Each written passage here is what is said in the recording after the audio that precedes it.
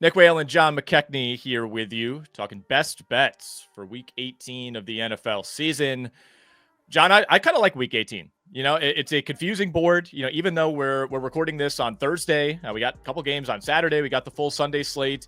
Still feels like there's a lot to be settled, but it creates some opportunity, I think, as well. If you do your homework, if you know what's at stake in each game, if you know some of the machinations of, okay, if this team wins on Saturday, maybe this team on Sunday isn't trying quite as hard. So I actually enjoy the chaoticness, the chaos, I should say, that Week 18 brings, especially as a Jaguars fan, right? Like we're used to Week 18 not mattering at all. The hat's back on. We got a win last week. Going in, no chance at the number one pick, which is actually kind of refreshing to not be in that zone for once. But your team, the Baltimore Ravens, still plenty of implications happening in Week 18. No question. And, this year, with the luck of the draw, the Ravens get the Browns to end the season. So that's obviously a lot different than getting Cincy or Pittsburgh. And those two will have certainly an interesting game later on Saturday. But I believe this is the biggest line of the season. We're looking at 17.5 or 18 points in favor of Baltimore. And, that I think kind of nicely encapsulates the fun chaos angle of Week 18, where it's like, well, if the Ravens start to pull away, you likely to pull their starters. Can the Browns catch up after that happens? We still don't know what the quarterback situation is in Cleveland. It's you got to kind of play these mental gymnastics types of games, trying to figure out which each team is really bringing to the table this particular weekend. I'm not touching the Ravens with that many points to cover, but I mean, you could certainly see it happening. That's why it's lined the way it is. But it's going to be an interesting start to Week 18. But then we have awesome stuff the rest of the weekend, ending up with the best game, the biggest game of the season, really, in a lot of respects, with the Lions and the Vikings closing it out. It's going to be a banger on Sunday night. No question about that. Like one of the most obvious Sunday night placements in NFL history. It's like this is the game of the year, I think. We've had a couple game of the year candidates, but none bigger than this one. The 1 seed, the NFC North title on the line on Sunday night. I'm also staying away from that Browns-Ravens game. I think Baltimore, in all likelihood, gets up early. I think if they build a comfortable lead, they'll try to pull back on Lamar. They'll try to pull back on Derrick Henry, who does have some incentives that may be worth meeting, which we'll talk about later in the show. But I do think the back door may be open. It's just a question of, are the Browns capable of walking through that door? Whether it's DTR, whether it's Bailey Zappi, we still don't really know. I'm not sure I feel better about one of those guys over the other.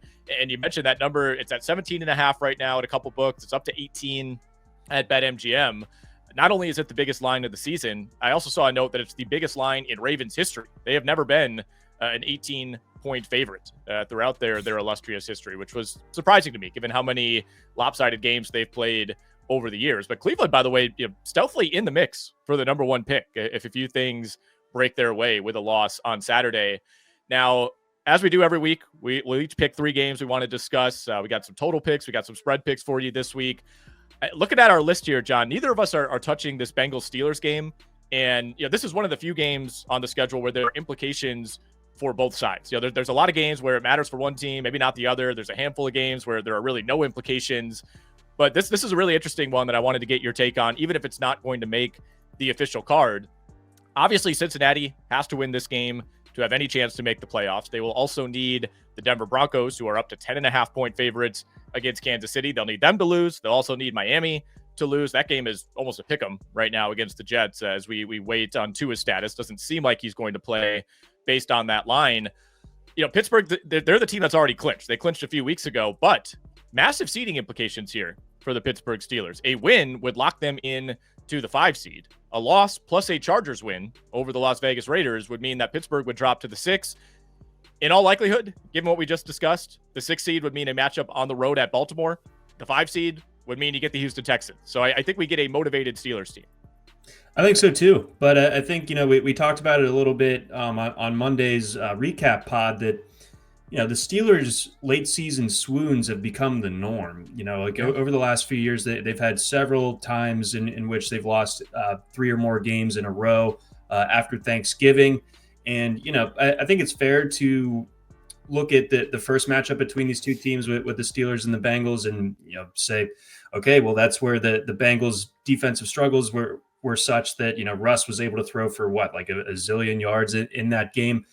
I don't think that the Bengals offense or defense has gotten a whole lot better since then, but I do think that the Steelers offense has gotten worse. And I think the Steelers defense, perhaps most importantly, has gotten worse. So the Bengals obviously need this game as well. Like you said, that the Steelers do too, in a different type of angle, but they don't want to, go into the postseason having lost like 4 games in a row or whatever it is.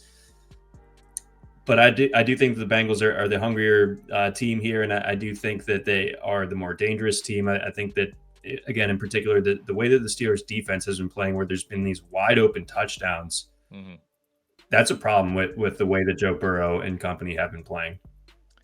Yeah, Bengals were a little sloppy last week. Were able to get away with it. Only scored, I think, 7 points in the first half. I have no idea how that game went over. Just an all-time bailout for me on the over 49.5. We had 10 points on the board at halftime, but that's what the Bengals do, man. That's what they do. They can pile up points. They can allow points in a hurry. Total in that game sitting at 48 or 48.5, depending on where you look. All right, let's get to our 3 games, Jonathan. We have some overlap this week. I saw your games. I had to pivot a little bit. I'm in agreement with you on a couple of these. I'll let you lead us off.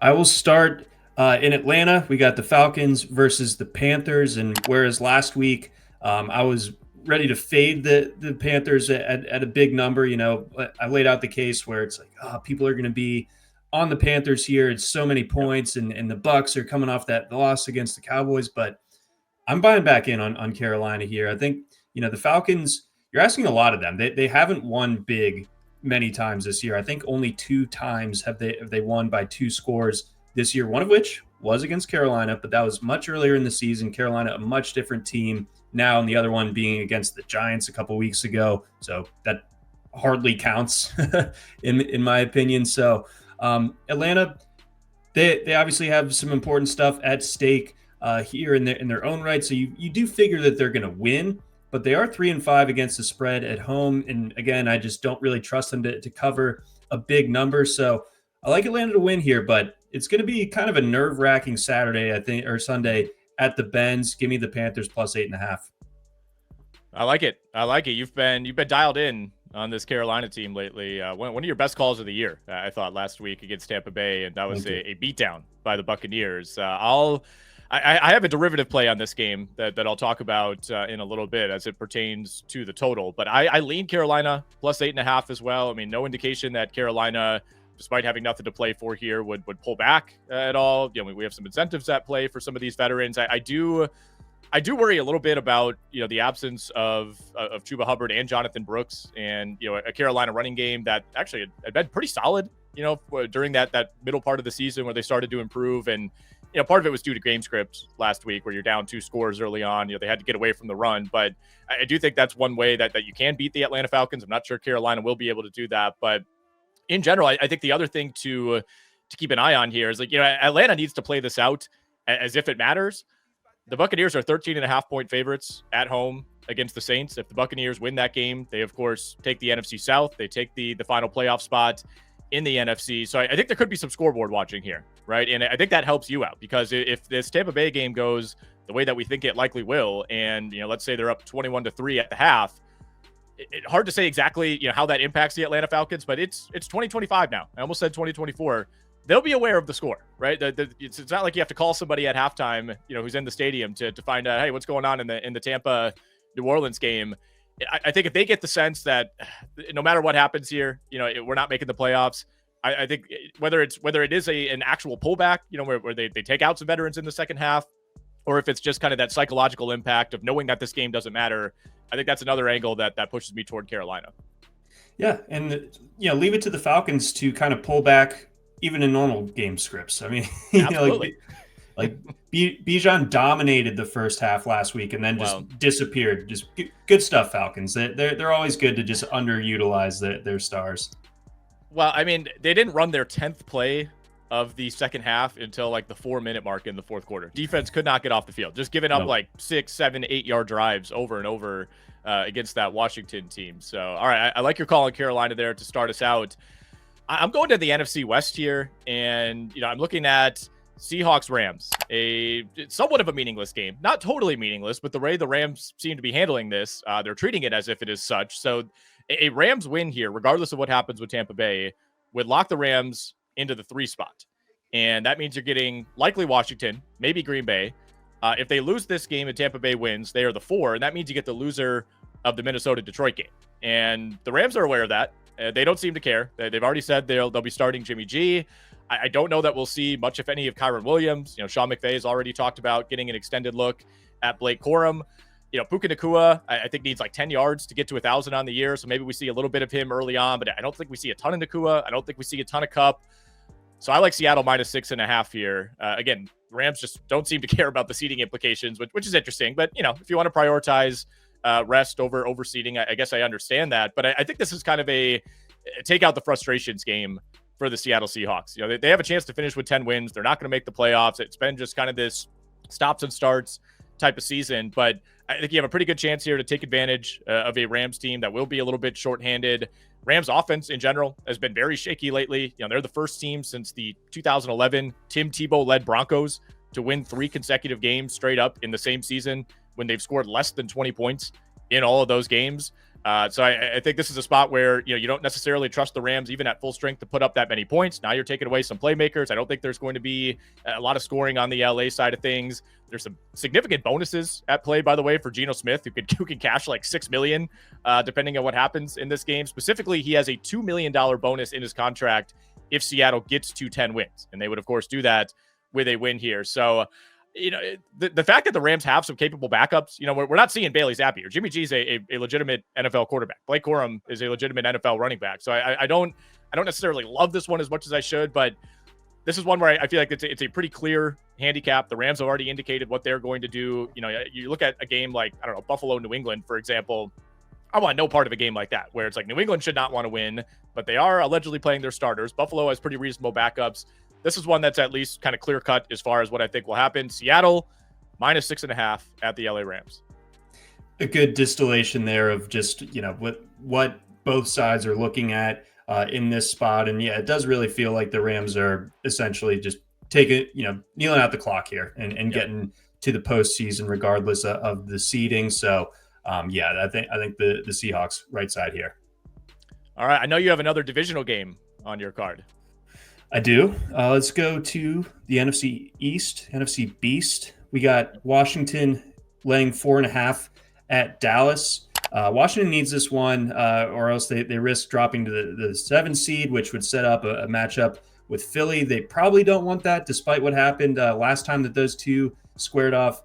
You had the stat about how often a team wins in those particular circumstances. Not very frequent. They did lose up in Philly, so probably a third go round with the Eagles, not the desired outcome for this Washington team.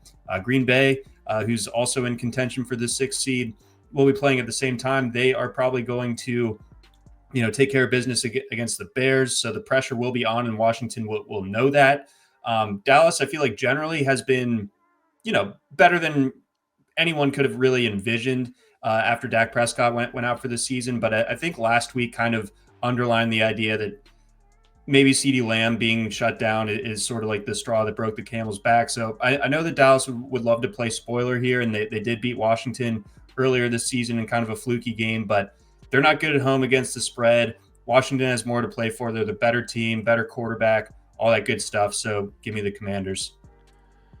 Yeah, this is one that I'm with you on. I think we're getting a pretty reasonable number here, given the injuries for Dallas, like you said, not just CeeDee Lamb, but they're still banged up in the secondary. They're still really banged up on the offensive line. It felt like everything came crashing down last week against the Eagles, right? It's like you're going up against Kenny Pickett, you're going up against Tanner McKee, and that game just got completely out of hand from a Dallas team that I thought it actually played pretty well over the last few weeks on balance and has shown a lot of improvement defensively.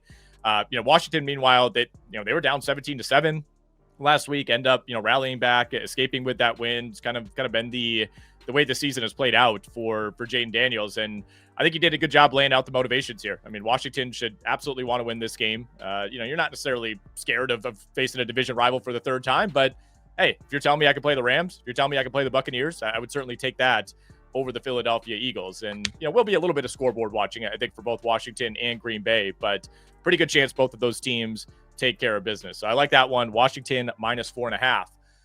I'm going to a big dog here, John. Another divisional matchup in the AFC West. Give me the Kansas City Chiefs +10.5 on the road at Denver. Now, we know what's going on here. The Chiefs would not ordinarily be 10.5-point dogs. No Patrick Mahomes. We'll see how many other veterans end up completely sitting out this game. But I do think, something to keep in mind, and there's a good clip going around where, we had Harbaugh and, Bill Belichick and one other coach, I forget who it was, talking about this, these week 18 scenarios as far as resting players go. And I think you hear the idea of, they're resting starters. You can't rest 22 players. You only have 6 or 7 inactives, so you still have to play a lot of your ones in this game. And that's, of course, going to be the case for Kansas City. Obviously going from Patrick Mahomes to Carson Wentz, a significant downgrade, but the way Kansas City has played this season, they've been this conservative offense. They haven't been hitting these big plays. Obviously Mahomes doing what he does at the end of games is how Kansas City is where they are right now. But this has not been, some sort of high flying 35 point a week offense that I think just, completely goes down the drain with Carson Wentz. I think he could kind of just game manage this thing and keep it relatively close. I think we get a relatively low scoring game. Kansas City in the Mahomes era, 2-2 against the spread when Mahomes does not play. 3 of those 4 games have been decided by 1 score. This is their first time, by the way, as a double-digit dog since all the way back in 2014, which is wild. Andy Reid, 5-0 against the number as a double-digit dog since 2007. So we're talking all the way back in his Philadelphia Eagles days. Again, we got a low total here. I think Denver wins. I think they take care of business. I think they get that final postseason spot, but I think it's relatively close. I could see this being a, 23-13 type of game, 23-17. So give me Kansas City laying the 10.5. Our podcasting colleague, I use this in jest, but a PFT commenter had a great line about Carson Wentz and being the starter this week for the Chiefs. And it's just because it's Carson Wentz, whatever the most annoying thing that could possibly happen as far as results are concerned is what's going to happen. That's just kind of how Carson Wentz games go. So that does make me like the Chiefs in this scenario, against the number. And I would be stunned if Denver blew it at home as 10.5-point favorites, but wouldn't shock me. I feel like the Chiefs will make this a little bit scary. I think for Denver, Denver has everything, but they can be so volatile sometimes. And I think that, the Chiefs would love to play a little bit of spoiler here, and the pressure is going to be on. I mean, I think again that the Bengals win on Saturday night, so it's going to be on Nick's and company to get it done. And I think it might come down to the end here. You could totally see Kansas City opening up with a 14-play touchdown drive where Kareem Hunt has 7 carries for 14 yards and somehow ends up with the touchdown to cap it off. Yeah, I think it's going to be messy. I think it's going to be a little messy. And I could also see this being the Carson Wentz is now the Tennessee Titans starting quarterback next season game as well. And wouldn't we all love that, folks? I would absolutely love that. All right, John, we got 2 games each in the bag here. Where are you going for your last one? All right, we're going big game hunting. I like the Minnesota Vikings as underdogs against the Detroit Lions. Just inclined to take the points in this particular matchup. You're getting 2.5, getting 3 at some shops. I will go obviously towards the 3 in this particular setup. Detroit actually not that great against the spread at home this year, just 4-3-1. And mostly I continue to be skeptical of this Detroit defense. I think that's going to be their ultimate undoing, once we get into the postseason. But I think it could even cost them the number 1 seed in this particular spot. So I like the Vikings to at least cover here.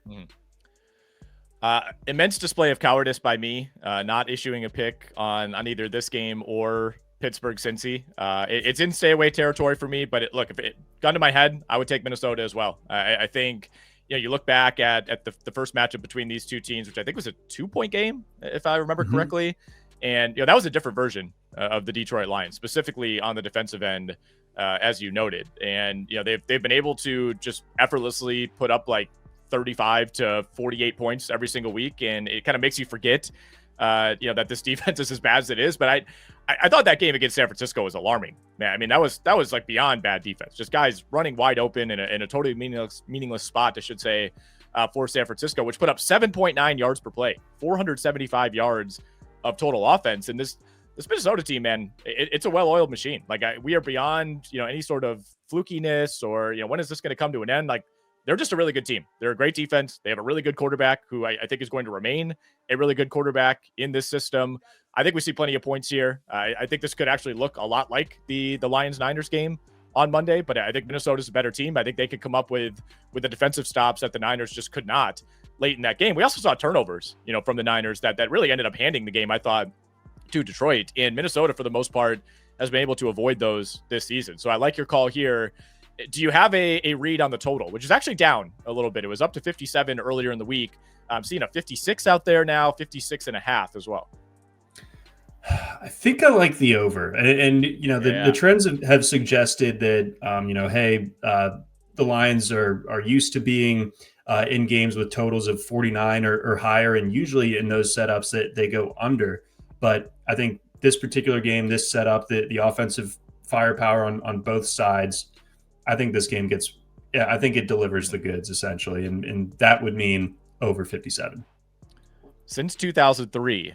Totals of at least 57 are 18-7 to the over. So usually good reason that we get a number like this. I believe this is the highest total in the NFL since that Mexico City game like 4 or 5 years ago between the Chiefs and the Rams, which went way, way over that number. I think it closed at like 61 and a half, which is bananas. All right, my third and final game, John. I mentioned I had a derivative on that Panthers Falcons game. I'm taking the over 47.5 here.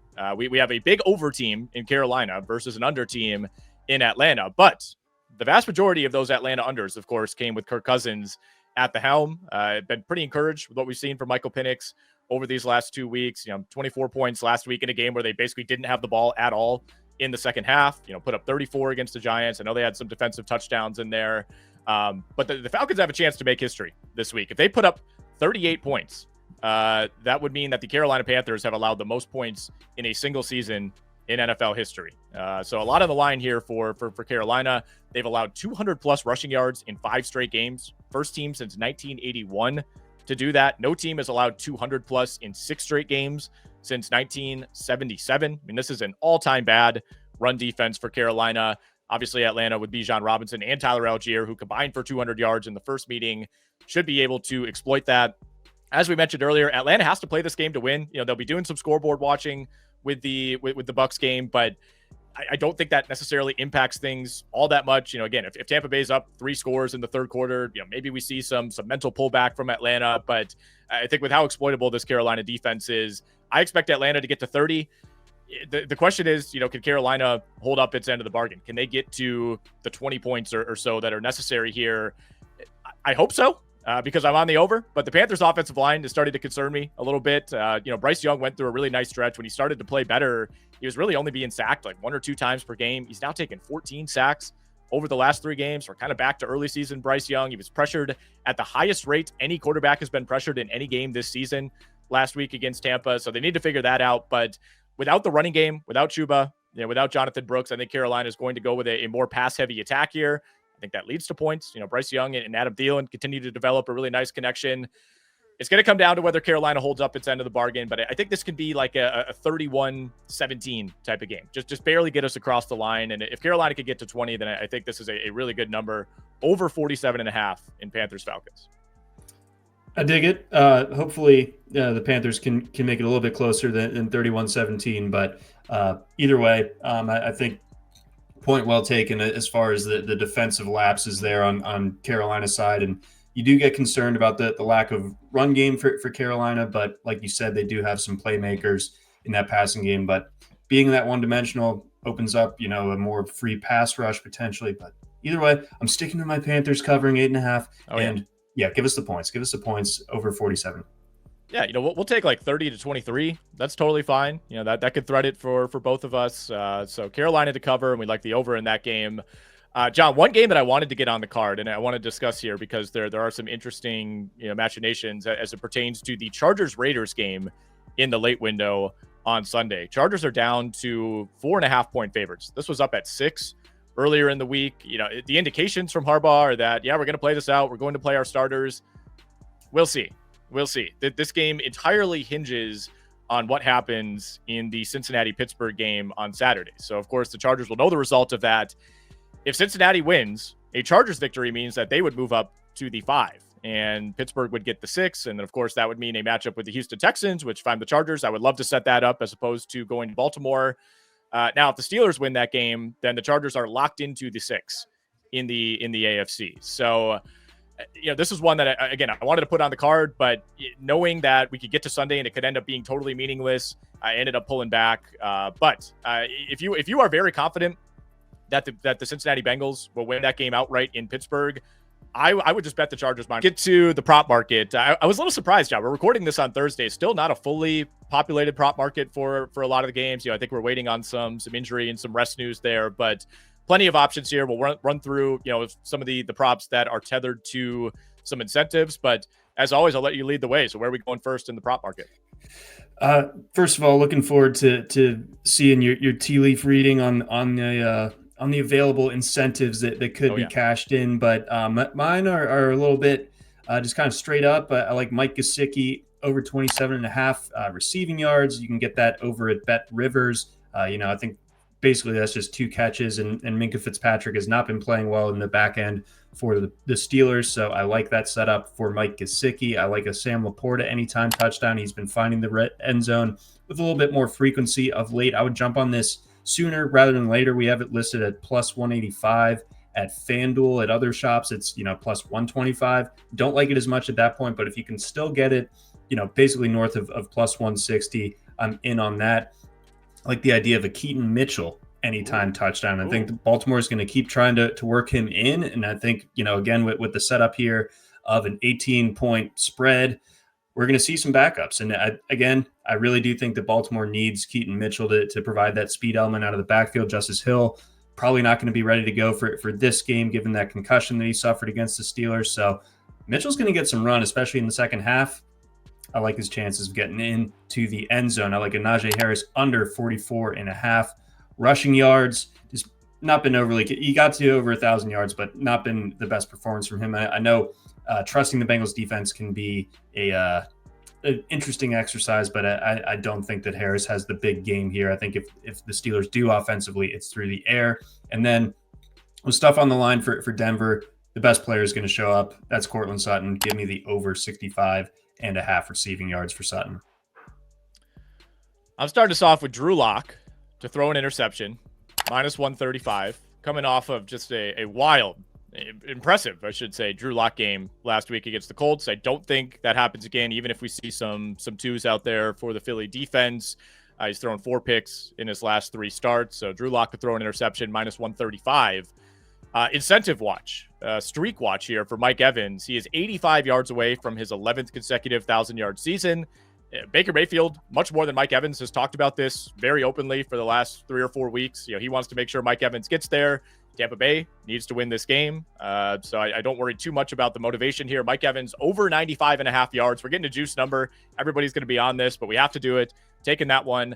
DeAndre Hopkins. I think he plays this week because he has a $500,000 bonus if he catches 1 touchdown in this game against Denver. So we'll take a DeAndre Hopkins anytime touchdown. Derrick Henry anytime touchdowns minus 230. I'm not going to sit here and say, run to the window to bet that.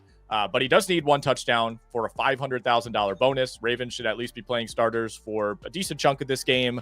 If you want to take him for first touchdown, that's at plus 275. But either way, I think Derrick Henry finds the end zone to get that bonus. Jackson Smith and Jigba. I'm looking at the receptions here. I could not find a number. It wasn't posted yet. He needs 4 catches to reach 100 on the year. Yardage is up, however. So if I think he goes over, 4.5 catches, wherever that number comes in, could be even higher. We'll take the over on 67.5 receiving yards. I'm going to fade Chase Brown this week against the Pittsburgh Steelers, under 68.5 rushing yards. So as of right now, Chase Brown has not practiced this week. I think he's going to play. I think the line would imply that he plays. I don't think he's going to be close to 100%. I think he's going to be a little bit hobbled. He's another one of those guys that could be, one kind of weird tackle away from getting knocked out of this game. Not saying I'm rooting for an injury, but I think it's a dicey spot if you like the over here. So I'll take the under 68.5 for Chase Brown. Jordan Love, under 224.5 passing yards. He's gone under this number in 4 of the last 6 games. As we've talked about throughout the show, a decent chance this becomes, meaningless for Green Bay if Washington builds a lead against the Dallas Cowboys. So I think they'll be scoreboard watching. I think they could pull Love late in this game. Again, it's going to be cold. Green Bay, this is a running offense. It's not a high volume passing offense. And even when they were down, 3 scores early in that Minnesota game last week, Jordan Love basically threw it on every snap in the second half. Still didn't even get to this number. So under 224.5 for Love. And then Zach Charbonnet, over 20.5 receiving yards. No Kenneth Walker. He's on IR. I like Seattle to win this game. I like them to put up some points on the Rams defense. And the Rams are bottom 5 in both catch percentage and yards per target allowed to running backs this season.